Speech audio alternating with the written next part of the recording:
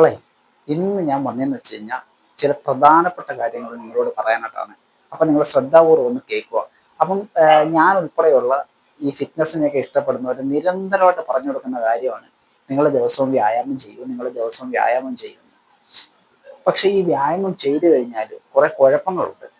അപ്പൊ ഈ വ്യായാമം ചെയ്യാത്ത ആൾക്കാരൊക്കെ ഉണ്ടെന്നുണ്ടെങ്കിൽ അവർക്കിത് ഈ വീഡിയോ കാണുമ്പോൾ വലിയ സന്തോഷമാവും. അപ്പൊ അവർ നല്ല രീതിയിലൊന്ന് കേൾക്കുക. കാരണം വ്യായാമം നമ്മൾ ചെയ്തു കഴിഞ്ഞാൽ നമ്മുടെ ബോഡിക്കകത്ത് ചില കുഴപ്പങ്ങളൊക്കെ സംഭവിക്കും.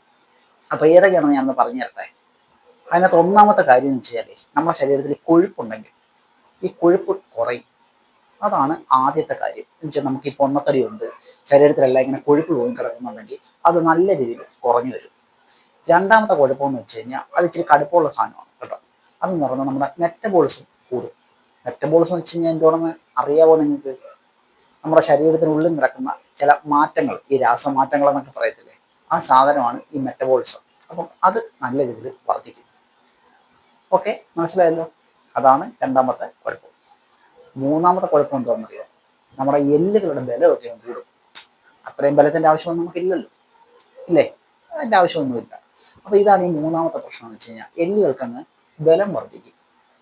ഇല്ലേ? അതിന്റെ കൂടെ നമ്മുടെ ഈ ജോയിൻസുകളൊക്കെ സ്ട്രോങ് ആവും. അതാണ് മൂന്നാമത്തെ ഏറ്റവും വലിയൊരു പ്രശ്നം എന്ന് വെച്ച് കഴിഞ്ഞാൽ.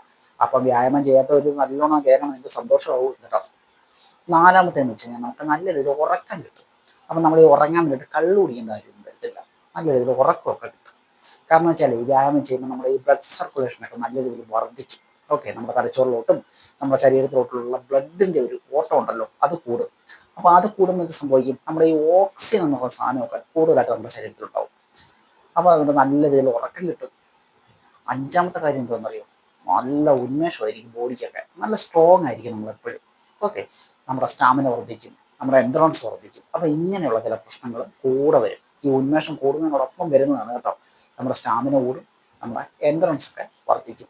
അപ്പം അതൊക്കെ വലിയ വലിയ കുഴപ്പങ്ങളാണ്. നിങ്ങൾ നല്ല രീതിയിൽ കേൾക്കണം. നല്ല രീതിയിൽ. ആറാമത്തെ കാര്യം എന്താണെന്നറിയോ? നമ്മുടെ ഈ മാനസികരോഗം വർദ്ധിക്കും. അതും ഒരു കുഴപ്പമാണല്ലേ. അപ്പോൾ ഈ ആങ്സൈറ്റി, ഡിപ്രഷൻ പോലുള്ള പ്രശ്നങ്ങളൊക്കെ ഉണ്ടെങ്കിൽ അതൊക്കെ മാറിപ്പോകും. ഓക്കെ, അതാണ് ആറാമത്തെ കുഴപ്പം. ഏഴാമത്തെയാണ് പ്രധാനമായിട്ടും നമ്മൾ ശ്രദ്ധിക്കേണ്ട ഒരു കുഴപ്പം. എന്താണ്? നമ്മുടെ ഹൃദയാരോഗ്യം മെച്ചപ്പെടും. സ്ഥിരമായിട്ടുള്ള വ്യായാമം നമ്മുടെ ഹൃദയാരോഗ്യം നല്ല രീതിയിൽ മെച്ചപ്പെടുത്തും. അത് വേറൊരു. അപ്പം കേട്ടല്ലോ, ഇത്രയേറെ കുഴപ്പങ്ങളാണ് ഈ വ്യായാമം നിങ്ങൾ ചെയ്തു കഴിഞ്ഞാൽ നിങ്ങൾക്ക് ഉണ്ടാകുന്നത്. അപ്പം നിങ്ങൾ ഈ സ്ഥിരമായിട്ട് വ്യായാമമൊക്കെ ചെയ്യുന്നവരാണെന്നുണ്ടെങ്കിൽ നിങ്ങൾ പ്രത്യേകം ഈ കുഴപ്പങ്ങളൊന്നും ഓർത്ത് വെച്ചേക്കണം. അതല്ല, നിങ്ങൾ വ്യായാമം ചെയ്യാത്തവരാണെങ്കിൽ നിങ്ങൾക്ക് കൂടുതൽ സന്തോഷമാവട്ടെ. കാരണം വെച്ച് കഴിഞ്ഞാൽ നിങ്ങൾക്ക് വ്യായാമം ചെയ്യുന്നവരോട് പറയാം ഇതെല്ലാം കുഴപ്പങ്ങളാണ്, അതുകൊണ്ട് നിങ്ങൾ വ്യായാമം ചെയ്യാതിരിക്കാനായിട്ട്